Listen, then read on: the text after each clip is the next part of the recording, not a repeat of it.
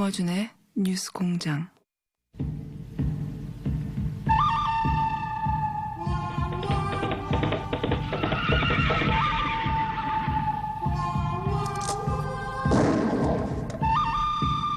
황해의 온라인포. 매주 금요일 날 시간이었는데 월요일로 옮겼습니다. 사회부터. 다른 정당의 코너들도 다 요일 재배정을 했는데 온라인포 우상호 의원 나오셨습니다. 안녕하십니까? 네, 안녕하세요. 월요일 날 나오시니까 어때요? 이게 좀 낯서네요. 뭐 좀 정리하는 느낌이 안 들고 새해 월요일이니까 이걸 뭐 일주일을 예고를 해야 되나 어떻게 해야 되나 지금. 이제 월요일 날 얘기하고 계속 일주일 내내 두드려 맞는 거죠. 다른 정당에 의해서. 그 용도구나. 예. 여당이니까 어쩔 수 없잖아요. 예. 지난주 금요일 날 온라인포 안 한다고 문자 많이 왔어요. 그래요? 왜 안 하냐. 네. 그래서 뭐 없앴다고 그랬습니다, 저희가. 자, 연말 연시여가지고 사건들이 제법 많았습니다. 네네. 제일 제가 경험한 것 중에 이렇게 연말 연시에 그러니까요. 이 정쟁이 이렇게 계속된 경우가 거의 없었어요. 보통 연말에는 되게 이제 마무리하는데. 그런데 이런 건 있었죠. 가령 예산을 31일 날 차수를 바꿔서 1월 1일 새벽에 한 적은 있는데 이렇게 무슨 정쟁성 운영위원회를 처음인 것 같아요. 1월 1일 아침까지 한 거는 12월 31일 날 해서 해를 넘기는 거 이런 거 처음인 것 같아요. 네, 처음인데 마지막이었으면 좋겠어요. 이게 뭡니까? 그 건이 이제 김태우 수사관이 얘기했던 민간인 사찰 혹은 탄압, 블랙리스트 이런 건이지 않습니까? 네. 국회 운영이 좀 지나긴 했는데 총평하자면요. 나경원 원내대표와 자유한국당의 완패, 그다음에 임종석, 조국, 홍영표의 완승. 저는 그렇게 봅니다. 완승한 사람이 많네요. 이제 한 집단이니까 여기가. 홍영표 선배는 더군다나 사회를 보셨잖아요. 정말 잘 보시더라고. 예. 그러니까 여당 입장에서는 굉장히 만족스러운 진행이었어요.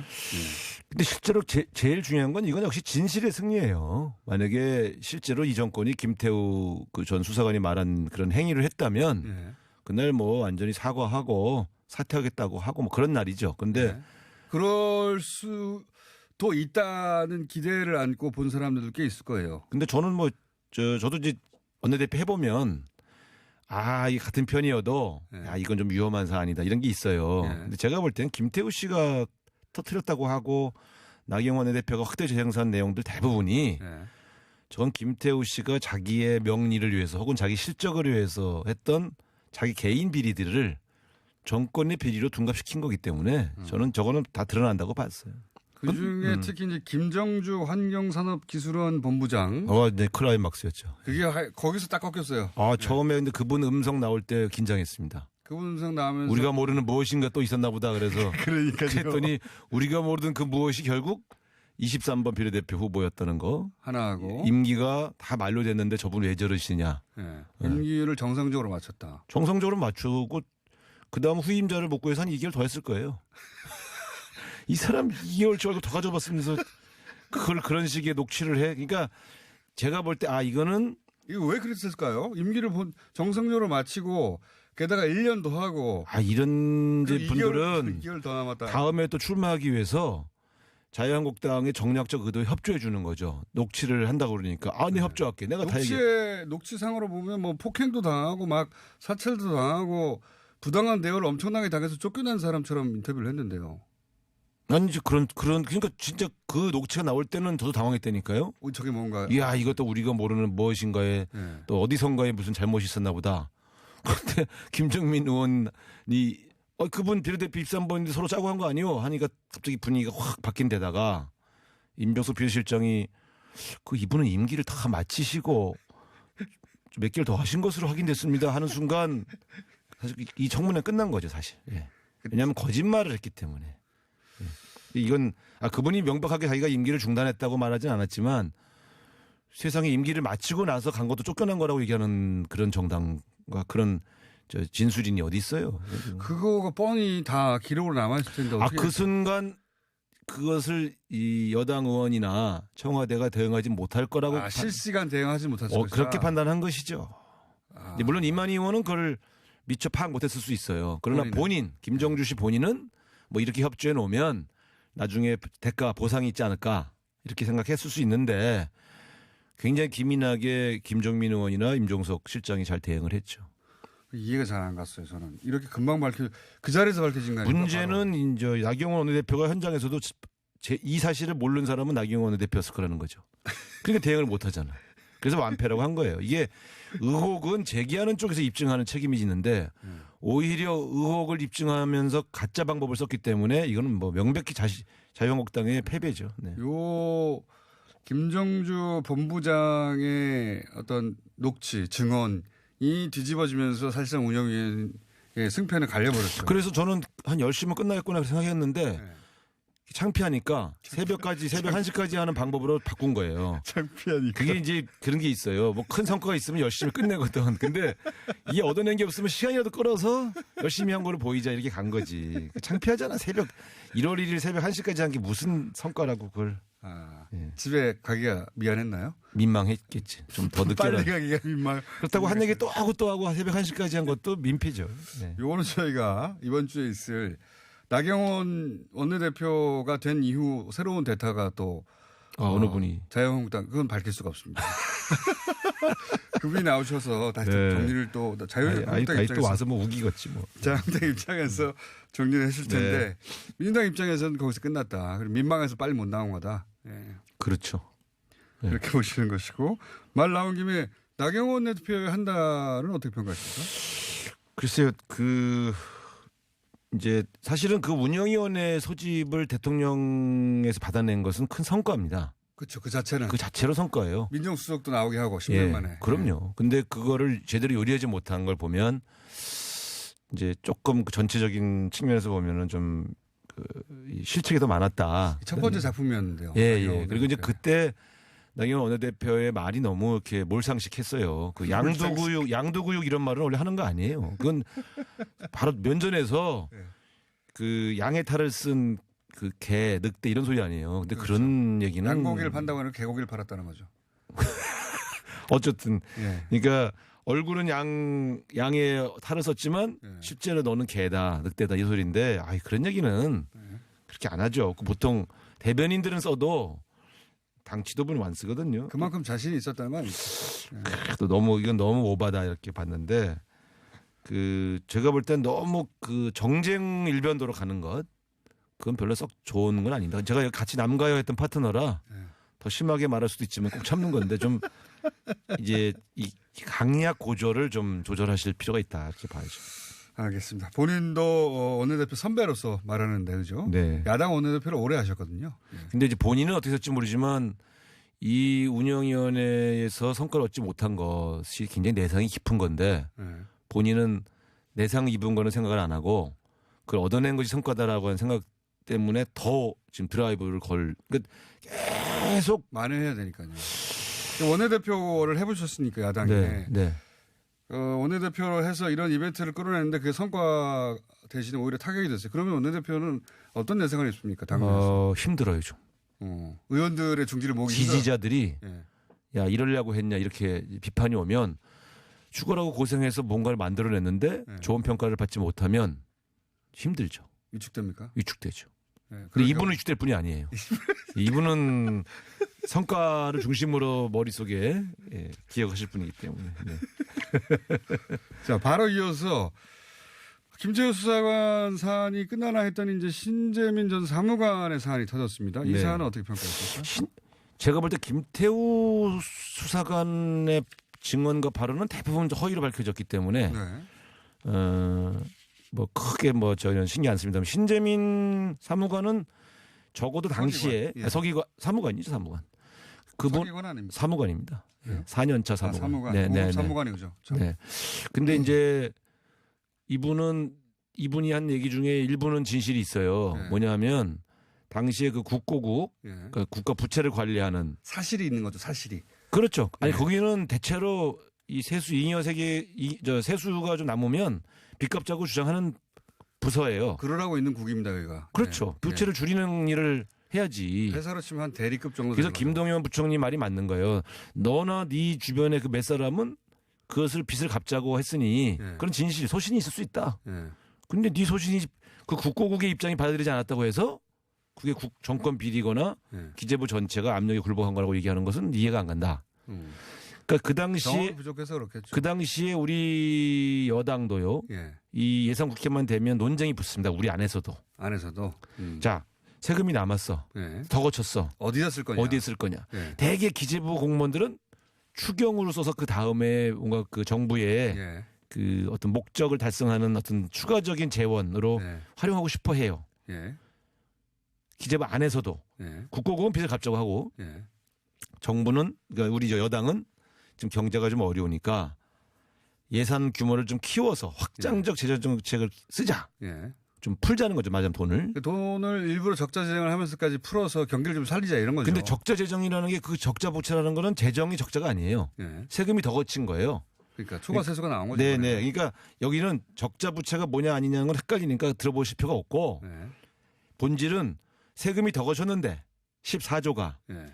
이걸 빚 가운데 쓸 거냐 아니면 더 풀 거냐 예. 요 논쟁밖에 없었어요. 예. 실제로. 네. 그러니까 쉽게 보시면 돼. 근데 이제 국고국은 빚을 갚자 그랬고 예. 일부라도. 그러라고 있는 국이에요 여기가. 네. 근데 기재부는 그것을 그 다음 해에 예.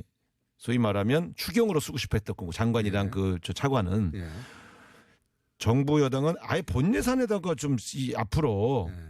이 저 자꾸 이 잉여 저 초과 세수가 자꾸 남는 거는 너네가 세수 추계를 잘못한 거 아니냐. 네. 자꾸 그렇게 하지 말고 아예 확장적 예산을 편성해라 하는 게 이제 우리 입장이고 아하. 여당 이건 삼각 공방이 벌어졌던 사안이에요. 예. 신재민 씨가 이거 다 알 리가 없습니다. 그렇죠. 네. 본인은 그런 논의에 그러니까 이분은 자기가 알 수 없는 얘기까지를 해석을 해서 예. 박근혜 때의 빚을 유지하려고 했다. 그러니까 신재민 씨가 정책적 판단에 대해서 의견을 얘기하는 건 있을 수 있어요. 그렇죠. 근데 거기서 멈췄다면 아무도 관심을 안 가졌겠죠. 왜냐하면은 맞아요. 5급 사무관 퇴사로 치면은 대리가 자기 네. 부서의 주장을 가지고 네. 우리 그룹의 전체 판단이 잘못됐다고 말하면 누가 관심 가집니까? 몰라서 그런다고 하지. 그런 근데 비유가 적절했어요. 네. 비유가 그런 거거든요. 네. 지금 그래서 그룹이 있는데 네. 계열사에 네. 대리가 이거 회계 담당인데 네. 이거 회사 인여금이 있는데 이거 빚가운데 씁시다. 그런데 회사에서 본사에서 아니야. 아니, 우리는 투자할 거야. 그렇게 시설 투자할 거야. 네. 그랬더니 저거 잘못됐다고. 그렇죠. 그렇게 대리가 말하면 사람들이 네. 관심이 없어요. 네. 그 정도 사안인데 여기 해석이 붙습니다. 정치적 해석이. 이거는 박근혜 전 정부를 모욕을 주기 위한 것이다. 아니 이제 부채 비율을 더 유지하려고 했다는 건데. 그렇죠. 더 이게 말이 안 못나 보이게 하려고. 말이 안 되는 게 우리가 노무현 대통령 말기에 빚이 한 230조 정도의 국가 부채가. 예. 근데 이명박 박근혜 두 정부를 거치면서 이게 660조, 700조 가깝게 늘어났거든요. 예. 그러니까 지금 700조 정도의 규모라면 설사 이분이 말한 빚을 예. 갚거나 안 갚거나 0.12% 차이예요. 티가 안 나요. 그러니까 이게 뭐 빚이 더 늘린다. 0.12% 늘었는지 안 늘었는지 국민이 어떻게 합니까? 알 수도 없어요. 그래서 그걸 네. 이 사람이 그 목적, 그 토론의 그 결과를 가지고 박근혜 정부의 빚을 늘리려고라고 하는 일부러. 그 해석. 정치적 해석. 그게 잘못이야. 그러니까 그때 당시에 이런 논쟁이 있었다는 것을 얘기한 것은 나는 진실이라고 봐요. 근데 네. 해석에 자기 주관적 해석을 붙인 것. 근데 그 해석이 붙으면서 이게 정치적 사안이 된 거죠. 예. 이 해석이 없었으면 앞부분은 네. 그냥 사무관의 개인의 의견에 불과하기 때문에 아무도 관심을 안 가져요. 맞아요. 그리고 전체를 볼 수 없는 입장이기 맞습니다. 때문에 네. 그러면 해석이 틀리면 네. 이 해석이 말이 아니잖아요. 그러니까 해석이 이분이 이런 틀리면- 주장을 할 이유가 없죠, 사실은. 그 해석이 틀렸기 때문에. 해석이 틀리면 이게 언론에 보도할 까면 안 되는 거죠. 저는 뭐 개인적으로 그렇게 맞습니다. 보는데 네. 그러면 이 여당 입장에서 이 사안은 그러면 끝난 겁니까? 이것도 역시? 제가 볼 때 이제 이 문제는 더군다나 본인이 자살 시도까지 했는데 네. 이걸 정치권에서 계속 뭐 밝히자 어쩌 떠드는 것 자체가 저는 이거는 김태우 감찰반 소동만큼도 못하던 사안이라고 봐요. 예. 이미 본인이 그 이상의 더 추가적인 문제 제기를 하고 있지 않고 더군다나 이분의 직계 상사인 김동연 부총리의 글에 다 진실이 담겨 있어요. 니네 파트가 그렇게 주장했던 것도 사실이고 네가 그렇게 소신있고 있는 것도 인정한다. 그러나 이건 종합적으로 다 같이 고민해서 토론 끝에 결정한 건데 이걸 이렇게 네 소신이 받아들여지지 않았다고 해서 뭔가 잘못이라고 얘기하는 것은 좀 과하다. 이렇게 얘기한 것이 저는 굉장히 세련되게 타이를 하셨는데 네. 뭐 원래 그렇게 말씀하신 거죠. 제가 볼 땐 그게 진실이라고 봐요. 이것도 그럼 끝난 사안이라고 보시는 저는 끝났기 때문에 이걸 가지고 뭐 더 상임위를 열어라 뭘 해라. 지금 그러면 그분 병원에 있는데 그분을 어떻게 상임위에 출석시킵니까? 그럴 수도 없잖아요. 그러니까 제가 볼 때는 더 이상 연말 연시의 이 정쟁 이거 좀 그만하고 이제 좀 민생 좀 챙기시는 대로 나오시길 바랍니다. 네. 유시민 노무현 재단 이사장의 알릴레오. 예. 저는 내용을 떠나 제목은 잘못 정했다고 보는데. 디스를 한 군데는 해야죠. 아기 정보는 난 거 아니에요? 아기 정보는. 아기 정보는 낫죠. 의원님이 하신 아기 정보는. 예. 이게 내가 보니까 이게 쌍으로 알릴레오 고칠레오 뭐 이렇게 그렇죠. 레오 시리즈로 간 것 같아. 갈릴레오에서 나와서. 이게 술 먹다 정한 거야 이름 이거. 어쨌든 근데 이제 제목은 널리 알려졌고 그렇죠. 실제 그 예상보다 훨씬 높은 조회수와 대단하죠. 엄청난 구독자 수. 네. 예. 왜 이렇게까지 뜨겁다고 보십니까? 적어도 지난 한 15년 사이에 그래도 우리나라의 대표 논객 그렇죠. 하면 네. 특히 진보계에서는 그래도 정치권 출신의 최고의 대표 논객은 누가 봐도 유시민. 예. 예. 그다음이 우상호죠. 슬쩍 끼워놓고. 근데 우상호 의원은 몰랐어요, 사람들이. 그러니까 뉴스공장을 통해서 이 발견된 대표 논객의 등장. 예. 이거는 이제 잘 아시겠습니다만 어디나 예. 대표 선수의 등장은 사람들을 흥분시키죠. 야 뭐라고 말을 지켜보자. 근데 그 자체만으로는 그거 이상의 이제 반응이다. 그러니까 그 이상의 의미를 해석해 달라는 거죠. 거기까지는 다 아는 얘기고요. 네. 다 아는 얘기였나요?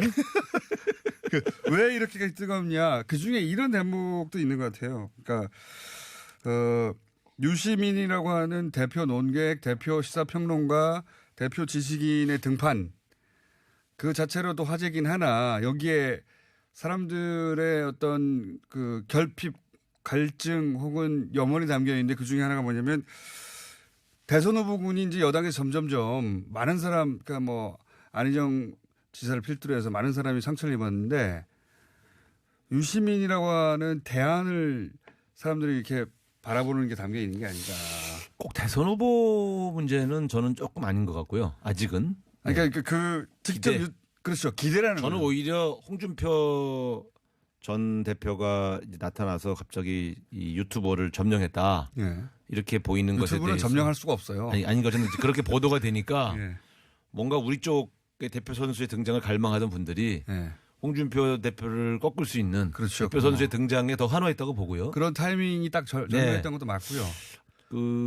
이 대표 선수가 다음에 이제 대통령으로 출마할 거냐 여부도 관심사지만 예. 꼭 그것 때문에 더 들어온 그 거 밑에 아니에요? 깔려 있다는 거죠. 저변에. 예. 그게 이제 폭발력을 배가시키는. 근데 본인이 이제 뭐 어떻게 할 거라고 보십니까? 저는 여러 번 말씀드렸습니다만은 본인이 안 한 이 정치는 본인이 안 한다면 안 하는 거예요.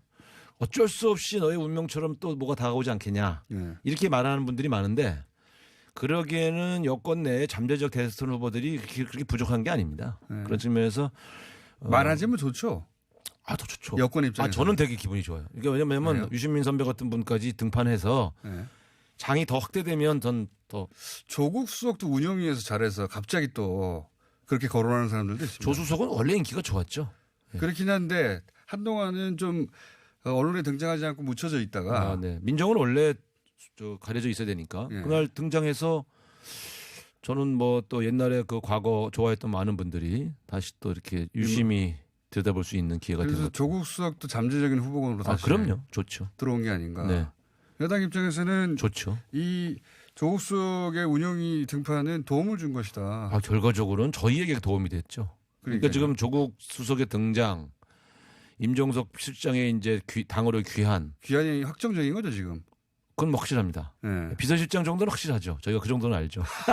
보도가 그렇게 많이 됐는데. 네. 그 다음에 이제 유시민 선배의 어떤 대표 논객의 등장 이런 것들이 저희로 보면 좀 뭔가 이렇게 지난 연말 10월, 11월, 12월 좀 밀리는 느낌이었던 네. 여건으로 보면 반가운. 임종석 실장이 복귀해서 뭐 총선 나가겠습니다만 위상도 달라졌잖아요. 네. 사실은 네.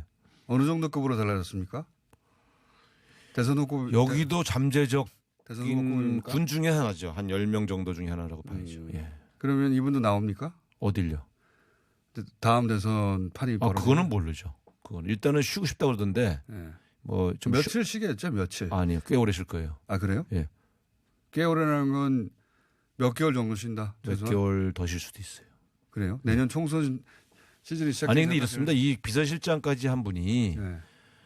어디 지역구를 잡아서 지금 거기 이미 우리 국회의원이 있고 우리 위원장이 있는데 네. 그 지역에 사무실 내고 움직일 리는 없어요. 그럼 그렇게 어떻게 해요? 대선 네? 비례로 나옵니까? 아니 당에서 이제 어떤 지역에 꼭 필요해서 네. 전략공천한다. 등장을 해달라고 요청을 해야 움직이지. 아, 나 이 자리 달라고 못한다? 그건 못하죠. 대통령 비서실장까지 하신 분이 역대 그런 분이 어디 있어요? 그래서 그건 미리 임종석 막는 거 아니에요? 아니 그건 임종석 실장 정도는 그렇게 그 구차하게 하실 분이 아닙니다. 네. 전략공천을 할 것이다 아마. 아니 그건 당의 문제고 네. 어쨌든 당에서 필요해서 어디에 좀 출마해달라고 요청을 해야 움직이지. 청와대 비서실장까지 하신 분이 뭐 어디 가서 이렇게 지역구 움직이고 악수하고 다니고 그럴 수는 없죠.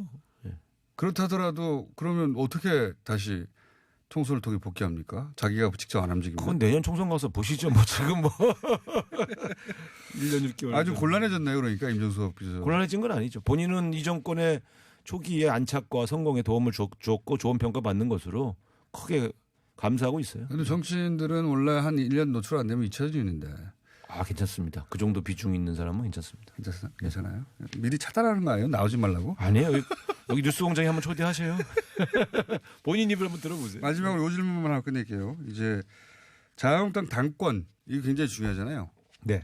자유한국당 입장에서 보수 진영에서는 결국 누가 당권을 지냐에 따라서 올해 내내 어떻게 되느냐 그리고 다음 총선 대선까지 이어지는 건데 누가 당권을 집니까? 그러니까 이제 이게 이번 주 다음 주 사이에 벌어질 가장 관심 있는 정치 토픽인데요. 친박 진영이 지난번 나경원 원내대표를 만들듯이 예. 총집결해서 제3의 인물을 선택을 하면 유리하죠. 그분이. 예. 바닥은 아직 친박 의원들 판이니까. 근데 예를 들어 지금 들리는 말로는 그렇게 결집하는 것 같지도 않다는 거예요. 그래서 예를 들어 친박이 민 후보가 당권을 잡게 되면 정계 개편은 소폭으로 이루어질 수밖에 없고요. 예. 만약에 좀 혁신적이고 개혁적인 보수 인사가 당권을 잡게 되면 바른미래당에 있는 의원들이 복귀할 명분이 되잖아요. 그래서 중폭 개편이 되죠. 누가 되는 겁니까? 그래서 지금은 아직 친박의 그 움직임이 어느 쪽으로 가셔야 되는가를 한 일주일 더 봐야 될 것 같아요. 친박이 누구를 선택하느냐 거기 달려 있다. 그렇습니다. 만약에 친박이 후보를 안정하면 예. 그래서 황교안 총리가 안 나오면 그러면 이거는 이제 백가쟁명이 되니까 그러면은 오세훈 시장이 좀 유리할 수도 있는데 이분은 세력이 없단 말이에요. 세력이. 이거 친박이 오세훈을 선택할 수도 있나요? 만약에 나경원 대표를 선택하듯이 친박이 오세훈을 선택하면 이거는 되는 거 아니까. 되는 거죠. 예.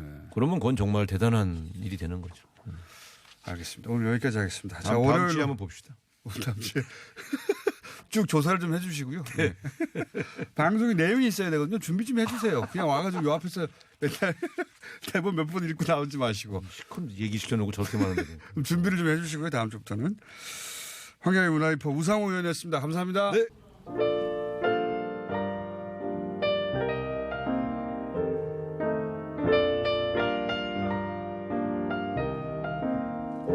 불친절한 AS.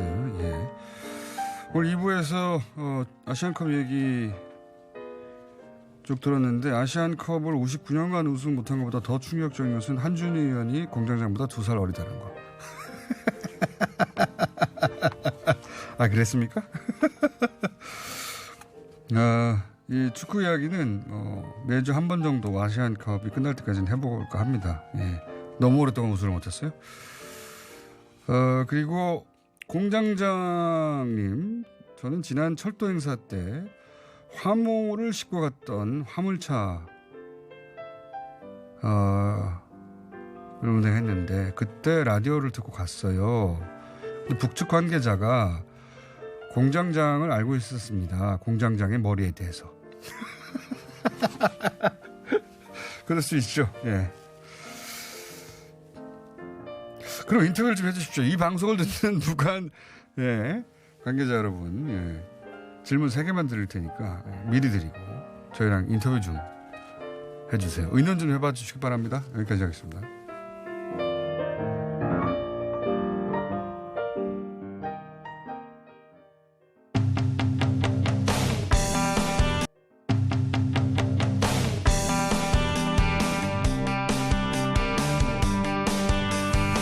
작년 내내 최저임금 인상 때문에 나라가 망한다 정도의 뉴스가 이어졌죠. 올해도 계속될 것 같습니다. 자, 그러면 최저임금 때문에 실제 고용은 어떻게 됐을까? 드디어 작년 한 해에 결과가 나왔으니까 작년 한 해를 기준으로 해서 최저임금이 고용에 미친 영향에 대해서 한번 전문가 모시고 얘기를 나눠볼까 합니다. 이 분야 최고 전문가입니다. 한국노동사회연구원의 김유선 이사장님 나오셨습니다. 안녕하십니까? 네, 안녕하세요. 네. 자, 실제로는 말들을 많았는데 그게 우리 사회에 적용됐을 때 어떤 영향을 미칠까에 대해서는 한 해 분량의 통계가 없으니까 얘기하는데 한계가 있었습니다. 네네. 이제 드디어 이제 통계가 작년치가 나오고 결과가 나왔으니까 이 얘기를 이제 본격적으로 해보려고 하는데 보수지 경제지들은 이거 때문에 망한다는 얘기 어마어마하게 많이 나왔어요. 예, 많이 나왔습니다. 우선 작년 한 해의 통계를 보면 어떻습니까? 결과치를 보면. 작년 한 해 통계를 보면은 보수 언론에서 얘기하듯이 취업자 자체가 줄거나 한 건 아니고요. 과거에 비해서는 취업자 증가세가 둔화된 건 사실이거든요. 아, 전체 숫자는 늘었지만 증가세 비율이 늘었다. 그런데 그 증가세 둔화된 게 최저임금이 대폭 인상됐다고 하던 작년부터가 아니고 2014년 11월을 갖다 정점을 해서 그때부터 이미 감소하기 시작했어요. 그러니까 박근혜 정부 때 초기에 그때를 정점으로 해서 계속 감소하고 있던 추세에서 그 연장선에서 금년에 좀 증가세가 둔화된 것이다. 이렇게 봐야 될 거고요. 그런데 가장 이제 핵심적인 지표는 특히 이제 최저임금 인상 때문에 자영업자들이 어려웠다 이런 얘기 많이 하지 않습니까? 근데 자영업자들을 구분해서 봐야 돼요. 아무도 고용하지 않고 혼자 하나 식구끼리 자영업하는 데가 있고요. 최저임금하고 상관없죠. 예. 그다음에 이제 고용원이 있는 자영업자가 있고 한데 통계 지표를 놓고 보면 지난해 1월부터 11월 통계까지 계속 월별로 추적을 해봐도 보면은 이제 고용원이 없는 자영업자들 같은 경우는 줄어든 건 사실이에요. 그런데 그에 비해 가지고 고용원이 있는 자영업주는 오히려 증가했거든요. 작년 한 해 통계가 그렇다는 거죠. 네, 그렇습니다. 그렇기 때문에 어떻게 보면 최저임금 때문에 일자리가 줄어들다거나 이렇게 보기엔 곤란한 것 아니냐. 그리고 자영업자들 어려운 사정 같은 경우는 사실은 최저임금보다는 그동안에도 많이 지적되었듯이 이제 골목상권의 붕괴라든가 이런 것에서 비롯된 것을 해석할 수밖에 없는 것 아니냐 이렇게 보고 있습니다. 그게 이제 포괄적으로 말씀해 주셨는데 좀 더 이제 구체적으로 들어가서 이제 이 작년 한 해 이 이슈가 워낙 핫했기 때문에 여기에 관련된 논문들도 몇 번 나온 거 알고 있습니다. 이 부분을 집중적으로 연구한 논문들의 결과는 어떻습니까? 지금까지 나온 건 딱 3편이에요. 3편이요? 예, 하나 최저임금과 이 고용지표의 상관관계. 그리고 다른 조건을 통제한 상태에서 실제로 최저임금이 고용에 어떤 영향을 미쳤는가 이걸 분석한 논문이 현재까지 나온 건 3편인데요. 3편밖에 안 나왔어요? 예. 그러고 하는데 2편은 이제 노동연구원에서 나온 거고요. 저기 홍민기 박사하고 이병희 박사하고 나왔고 하나는 부경대 황선홍 교수가 발표를 했다 했는데 세 분 연구 결과가 똑같아요. 최저임금이 고용에 미친 부정적 영향은 발견되지 않는다. 이게 세 분이 공통된 겁니다. 부정적인 영향이 발견되지 않는다는 건 최저임금이 인상되어서 고용이 실제 나빠졌다고 하는 증거를 아무리 찾아내도 없다. 예, 아직까지 발견이 안 된다 이겁니다. 발견이 안 된다는 학계에서는 그런 표현을 쓰는군요. 발견할 수가 없다. 그거는 학계에서는 없다라고 단정할 수는 없고 우리가 연구하지 않은 다른 분야에 있을지 모르겠지만 내가 연구한 결과는 없다. 사실상 그러니까 사실상 통계적으로 유의미한 영향을 미쳤다고 보이지가 않는다. 이렇게 보시면 될 것 같아요. 그게 지금 이 최저임금이 결국 그 고용을 떨어뜨려 가지고 경제 활력을 떨어뜨리고 경제가 망한다. 이런 논리, 순환 논리를 계속 얘기해 왔는데 그런 증거가 없다는 거 아닙니까? 하나의 믿음이나 신념에서 비롯된 그런 얘기로 좀 보입니다. 보수 경제지 입장에서는 그러니까 그런 통계나 그런 팩트가 없는데 그래야만 한다. 그렇습니다. 그래야만 한다는 신념 하에 그런 것처럼 보이는 사례들을 막 자기들끼리 모아가지고 이거라라고 내놓은 거죠. 대표적인 게 작년 1월에도 상당히 언론에서 최저임금 다룬 기사가 많았는데요. 예. 그런데 작년, 재작년 이렇게 쭉 최근의 흐름을 보면 거의 경제지들이 주도를 했어요. 그렇죠. 예. 그러고 한데 이 경제지들이 주도했는데 한 경제신문을 놓고 작년 1월 같은 경우에는 사실 팩트를 다룰 만한 어떤 자료는 하나도 없는 상태인데 한 달 동안에 신문사에서 발표한 최저임금 관련 기사 건수가 예. 한 530건인가가 나와요. 한 언론사에서 예, 예. 최저임금만 예, 예. 1월 달 한 달에. 예, 예. 이건 어떻게 보면 하루에 한 20건 가까운 기사를 그렇죠. 쏟아냈다는 얘기인데 네. 이건 상당 부분 팩트 없이 그야말로 어디 가서 뭐 인터뷰를 했다든가 뭐 하는 이와 같은 걸로만 거의 기사가 풀렸다는 소상공인이 얘기죠. 힘들지 않으십니까? 해서 네. 인터뷰해가지고 힘들다 그러면 봐라 최저임금 때문에 힘들다 이런 네. 식이었죠. 네, 그것도 대부분 다 편의점일 겁니다. 그러니까요. 네. 편의점은 사실 그리고 그 당시는 최저임금이 오르기도 전이에요. 네, 예, 예. 최저임금이 오른다는 이야기죠. 네, 적용되기도 전이고 올해도 아직 올해 적용되기 전에 작년에 이 얘기가 나왔던 것이고. 네, 예.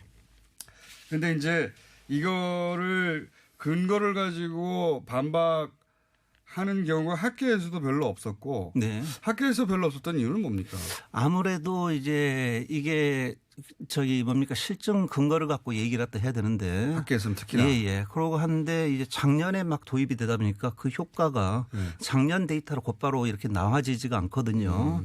그리고 이제 지금도 작년 11월 통계까지밖에 나오지 않지 않았습니까? 네. 그러다 보니까 아무래도 그걸 갖다가 확인할 수 있는 자료의 부족이라든가 이런 데서 비롯됐는데 아마 연초부터 이제 금년 들어오면은 조금씩 좀 논문 건수가 늘어나지 않을까 이렇게 보고 있습니다. 그러니까 학계에서는 뭐 이렇게 데이터나 통계를 들고 얘기해야 되는데 네, 그렇습니다. 그런 데이터가 없다 보니까 이렇게 적극적으로 나서지 않았고 예. 그렇다는 얘기는 거꾸로 언론들은 네. 작년 1월부터 네. 그렇게 학계가 그 근거할 만한 데이터가 없는데도 불구하고 네. 데이터 없이 여론을 만들어내려고 했던 네.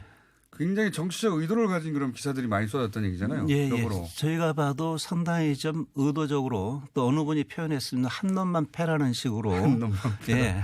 보면은 최저임금에 대해서 어떻게 보면 좀 과도한 집중적인 공세가 좀 펼쳐졌다. 이렇게 봅니다. 최저임금 하나로 모든 걸 다 설명할 수 없는데 네. 소득주도 성장을 최저임금으로 치환한 다음에 네. 최저임금이 제일 눈에 쉽게 들어오니까 네. 소득주도 성장 전체가 아니라 최저임금을 때림으로 해서 정부 정책 전부가 잘못된 것으로 네. 그런 이미지를 만들어내는데 사실 성공했어요 거의. 네, 예. 저희가 봐도 어떻게 보면 상당히 집요하게 공격을 폈고 그에 대해서 정부나 이른바 이제 진보 진영 또 내지는 노동계에서 제대로 그거 대응하다 못했다 이렇게 봅니다. 네. 이게 이제 보수지나 경제지는 작년 1월부터 집요하게 1년 내내 그걸 때렸는데 네. 예를 들어서 이 진보 진영의 진보 매체들이 이 최저임금이 고용에 미치는 영향에 대해서 기사하기 시작한 건 작년 하반기 다 늦어서거든요. 네. 굉장히 늦었어요 대응이 그죠? 네. 이건 어떤 요인이라고 보십니까? 왜 그러니까 그랬을까요? 어떻게 보면은 프레임 싸움에서 졌다고 보고 예, 프레임 싸움에서 진 측면도 있고요. 그런데 그것 이전에 일정하게 좀 보수 언론 같은 경우 팩트가 맞냐 틀리냐 여부에 관계없이 일단 내놓고 본 그런 측면이 있었던 데 비해 아젠다를 딱 정하고 나왔죠. 네, 예. 그에 비해서 이제 진보 언론 내지는 학계 같은 경우에는 일단 팩트로 확인되지 않은 사실을 얘기하기는 좀 상당히 꺼릴 수밖에 없었던 측면, 그게 맞물린 결과 아니냐 이렇게 봅니다. 저쪽에서는 팩트 없이 아젠다 설정하고 네. 막 밀어붙였고 네. 여기서는 아직 학계나 뭐 진보 매체에서는 아직 그만한 데이터가 없지 않느냐. 네. 그러니까 반론하기도 애매한 거죠. 예. 그런 사이 작년 한 해는 사실은 이 프레임이 선점당했다. 예, 저희가 봐도 그렇습니다. 선점당해서 실제로 워낙 많은 보도량이 쏟아졌기 때문에 그렇게 의도를 가지고 쏟아낸 측뿐만 아니라 그런 뉴스를 너무 많이 접하다 보니 중립지대에 있는 매체들도 그냥 경제는 이 최저임금 인상 때문에 어려워진 거를 기정사실로 받아들여 버렸어요. 예, 그렇게 받아들인 측면도 있고요. 또 하나는 저희가 중고등학교 때 배운 교과서가 이른바 수요 공급 곡선 이렇게 되지 않습니까? 그래가지고 거기서 볼 때는 최저임금이나 임금이 오르면 고용이 감소한다는 것을 중고등학교 때 주로 배워요. 이 부분이. 그런데 거기서 이제 전제해야 될 부분은 이제 그러다 보니까 일반 국민들이 그런 프레임에 쉽게 말리는 측면이 그렇죠. 있다 이렇게 봐요. 직관적으로 이야기 예. 쉬운 주장이니까. 예, 그런데 그와 같은 이제 중고등학교 때 배운 수요 공급 곡선이나 이런 부분은 완전 경쟁 시장이라는 것을 가정할 때 얘기거든요. 그런데 현실의 노동 시장은 완전 경쟁 시장이 아니거든요. 불안정 경쟁 시장이고 그러다 보니까 어떻게 보면은 최저임금이 오르면은 예. 불안정 경쟁 시장을 가정할 때 같은 경우는 지나치게 높게 오르면 부정적 영향을 미칠 수가 있지만은 고용에 그렇지 않은 경우에는 오히려 전에는 저임금 받을 바에는 사실 차라리 집에 있을래 이러던 분이 최저임금이 오르면 또 일하러 나오는 노동 공급이 증가하는 측면도 있고 하기 때문에 저 돈 받고 내가 무슨 일을 해? 생각하다가 예. 그렇기 때문에 오히려 이제 일정 고용이 증가하는 측면이 있다 이렇게 교과서에서도 얘기하는데 중고등학교 때 배운 교과서에서는 그런 얘기가 없거든요. 취업 시장에 나오는 사람 숫자가 많아지는군요. 예, 그렇습니다. 그러면은 이런 효과는 어떻습니까? 이게 이제 그 소득주도 성장에서 최저임금을 먼저 들고 나온 이유가 우리 사회 워낙 그 소득 양극화가 네. 심하기 때문에 이걸 개선하고자 하는 목적이 있었었는데 네. 실제로 작년 한 해 기준으로 우리 사회의 임금 양극화가 어느 정도 완화됐습니까? 예. 그러니까 먼저 말씀드릴 게 소득주도 성장의 첫 번째로 최저임금 들고 나왔다기보다는 어떻게 보면은 문재인 정부가 출범하자마자 매년 최저임금위원회는 6월, 7월에 있었거든요. 예. 곧바로 최저임금위원회가 있었어요. 네네네. 그러다 보니까 이게 마치 이제 시금석 비슷하게 돼버린 예. 그런 측면이 있다 이렇게 보이는데 이 최저임금 갖고 주로 그동안 논란한 건 고용효과거든요. 예. 근데 사실 최저임금이 임금 정책이지 고용 정책은 아니거든요. 예. 그 면에서 보다 중요한 것은 최저임금 인상을 통해서 저임금층들의 생활이 얼마나 개선되었는가. 그게 핵심이죠, 사실. 네, 그리고 임금 격차가 얼마나 축소되었는가 이런 부분인데 요 최근에야 이제 드디어 좀 검증할 수 있는 자료가 나왔습니다. 네, 통계청에서 매년 경제활동 인구조사 부가조사를 하는 부분이 있는데 8월 자료가 한 11월 말에 와서야 저희 같은 일반인들에게는 공개가 됐거든요. 이사장님은 일반인은 아니죠. 예, 저는 일반인입니다. 자료에 있어서는. 자료에 있어서는 정부기관은 아니니까. 예. 그거 한데 분석을 해보니까 상당 부분 개선 효과가 나왔어요. 그래요? 예, 그건 뭐냐면 저임금 계층이 올임금하고 시간당 임금 어떤 걸 기준으로 하냐에 달랐는데 추이는 똑같습니다. 올임금 기준으로 했으면 우리 같은 경우 전에 한 20.5% 그랬는데 이번에 같은 한 1년 사이에 한 17.9%로 한 2.6% 가까이 줄어들었어요. 줄었다는 건 어떤 의미입니까? 그거는 이제 참 이 저임금 계층이 줄었다고 하니까 어떤 분들 같은 저임금 계층이 일자리를 잃어서 이렇게 오해를 갖다 하시는데 지난 1년 사이 임금 노동자 수는 늘었어요. 줄지가 않고. 예, 그러고 한데 이제 저임금 계층이 줄었다는 것은 이분들이 임금이나 소득이 조금씩 올라가면서 중간임금이나 이쪽으로 옮겨갔다는 이야기입니다. 그러니까 상대적으로 이제 불평등이 좀 축소됐다 이렇게 볼 수도 있는데 대체 임금 불평등한테 얘기할 때 지표가 이걸 많이 써요. 옛날에는 진위계수 이런 걸 많이 쓰다가 최근에는 그게 복잡하니까 맨 밑에서 10% 있는 사람의 임금하고 위에서 10% 있는 사람의 임금하고 몇 배 차이 나냐 이거 갖고 하거든요. 근데 이게 우리나라가 제일 심해요. OECD 국가 중에서. OECD 국가 중에 임금 격차가 가장 크다? 네. 예. 그런데 그게 재작년이죠 벌써 5.6배였는데 그게 작년 8월 오니까 5.0배로 상당한 축소되는 효과가 2017년에는 5.6배였고 예. 2018년에는 5.0배. 예, 그렇기 때문에 임금 격차 축소 효과나 저임금 계층의 축소 효과는 분명히 있었다 이렇게 봅니다. 그렇군요. 이런 얘기를 왜 어디서도 들을 수가 없죠? 그러니까 자료가 너무 늦게 나와가지고 제가 보기에는 저래요. 통계청에서 같은 경우에 과거에는 1년에 이 경활 부가조사라는 게 우리 보통 실업률 통계니 이런 게 발표되는 자료 있지 않습니까? 그게 매달 조사를 하면서 거기다 비정규직 문제나 여러 임금 부분 같은 경우가 중요하니까 1년에 한 2번씩 조사를 했어요. 3월, 8월 했는데 공교롭게도 작년, 재작년부터 3월 조사가 없어지고 8월 조사만 있다 보니까 이게 공개된 게 한 11월 말이나 왔었거든요. 그러다 보니까 최근에 이제 확인이 되는 겁니다. 11월에 조사가 발표됐다 하더라도 10월이면 12월 내내 이 결과가 보도됐어야 되는데 제가 본 적이 없어요. 그러니까 이게 통계청에서 조사를 해놓고도 발표를 했을 때는 이 부분을 제대로 못 찾아냈어요. 이게 그래가지고 그냥 보도는 그냥 되고 뭐 유야무야 이렇게 됐는데 저희가 다시 원자료를 갖다 분석을 해보니까 의미 분석을 안 해주는 거죠. 예, 제대로 의미 분석을 못했었다 이렇게 봅니다.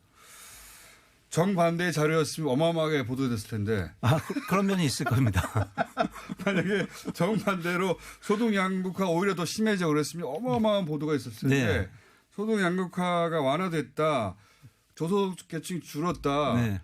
그리고 상위 10% 하위 10% 격차가 줄었다. 네. 통계 자료 있는데 보도를 안 하는 거죠. 네. 그리고 보도를 해도 일반인들에게 약간 좀 시큰둥할 수도 있는 게 뭐 조금 개선됐다고 해도 여전히 생활은 어렵고 여전히 격차는 또 존재는 하거든요. 그런 상태에서 격차가 개선됐어? 그래? 뭐 이렇게 반응할 수도 남들은 있죠. 그런가? 뭐 이렇게 생각할 수는 있긴 하나 보도가 하나 되면 그렇게 생각하지만요.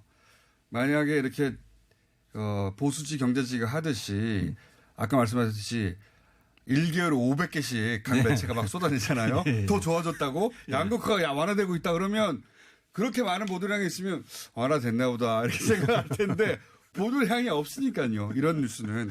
그래서 저희가 이사장님 모셨고 오늘은 첫 시간이고요. 이 얘기를 아무도 딴 데서 안 하니까 네. 저희가 좀 모시고 해야 되겠어요. 앞으로 더. 다른 나라는 어떤지. 최근에 또 미국에서 최저임금 시급 모른다는 얘기가 있었잖아요. 예. 지난 연말에 국내 언론에도 보도가 됐는데요. 미국에서 같은 경우에도 이사장님? 네. 그 얘기를 하기에는 시간이 다 됐어요. 예. 그래서 미국 최저시급 이야기는 다음 주에 한번 다시 모시겠습니다. 다음 주에요? 예. 다음 주에 안 나오시려고요? 오늘은 여기까지 하겠습니다. 김유선 이사장이었습니다. 내일 뵙겠습니다. 안녕!